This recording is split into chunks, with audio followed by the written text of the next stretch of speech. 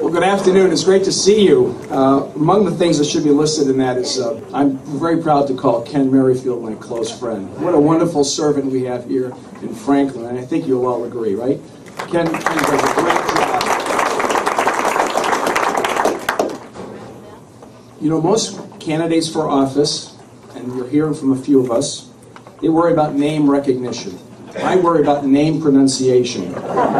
When you have more vowels than consonants in your name, it takes time to have people understand it. It's Ovid is my first name, and we have a website. It's Ovid2010, Ovid2010.com, and I'd like you to join us and to see that website. There won't be much name pronunciation, except there's a little video you can watch where you can get to know how to pronounce the name. I'm a New Hampshire native, fourth generation, both sides. I'm the son of farmers, mill workers, and dentists. And if that doesn't build character, a name like mine does. And Gene Chandler will appreciate this. I come to you by way of Lakeum-Bagog, where I left hunting camp early to be with you. And looking at this crowd, I'm very glad I did. You know, the New Hampshire advantage is about the people who live here and the ethic that we have. And I like to think that after 4 generations, both sides of our family, like your family, we've made it the hard way. We've built our life for ourselves and left a better life for our children. And how many of you here think that where we're headed today in Washington, we're going to leave a better life for our children? Let the record reflect that not one hand went up.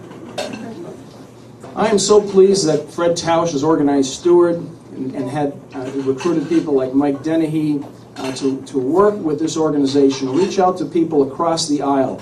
If you look around the room here, you don't just see Republicans. There are libertarians, independents, many people from New Hampshire who really want to work to do some fundamental things, and one of them is to change a broken Washington. The American dream is built on a promise, and that promise is that after hard work, personal responsibility, and self-discipline, we can make a better life for ourselves and leave a better country for our children. But our generation is poised to break that promise to the next. And we know that our ancestors worked hard to bring us to an America that we have today, but they would be horrified to see where we're headed. If you look just simply at the debt, and if you look at the public debt of Washington compared to gross domestic product, we're already at 40%. If you considered all of the debt, not just public debt, but also unfunded liabilities of government, we're at 90%. We cannot sustain that kind of indebtedness.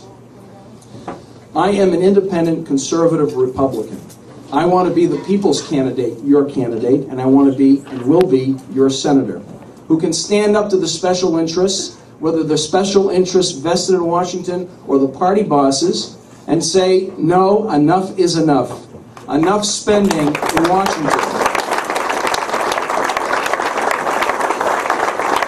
Now, you have to have the strength of character and life experience to stand up to the party bosses and the special interests, and I will do that.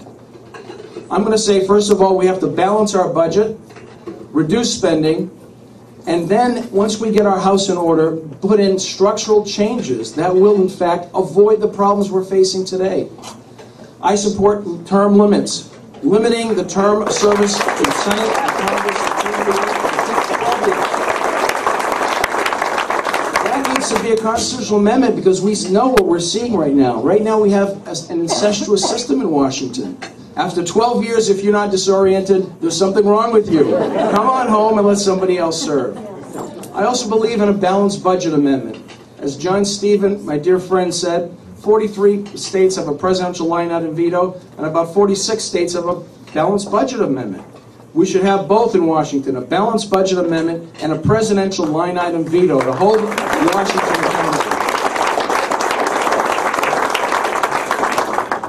I'm also interested in changing the debate in Washington, not just to talk about spending and deficits, which are uncontrollable and unbelievable, but to help people understand that deficit spending is a function, is the other side of the coin of unbridled growth of government. We have unlimited spending right now. It seems like we're on trajectory for that because the policymakers, the elected officials in Washington don't see an end to it, and they continue to exercise government power. We know that our system of government was founded on the proposition that the federal government would only have certain enumerated powers. Well, the power grab in Washington is going to stop, and it's going to stop in 2010. Yeah.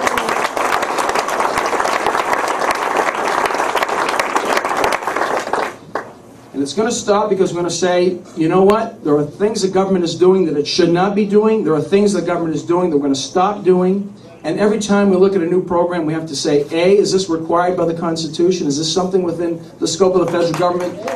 Right? Answer that question first. B, is this the right strategy? And C, can we afford it? So that's why I support zero-based budgeting.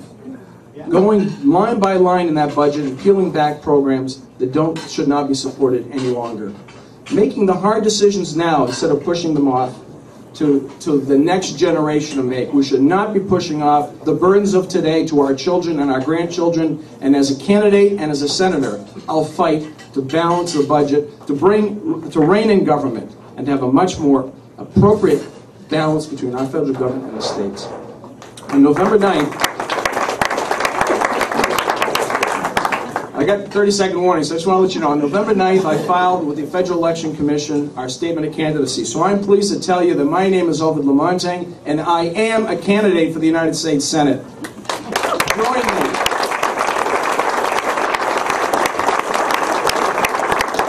Join me and our team as we build a grassroots organization to take back control of the Congress, and I'll be a senator. God bless you, and we'll do the work of the people in 2010. Thank you.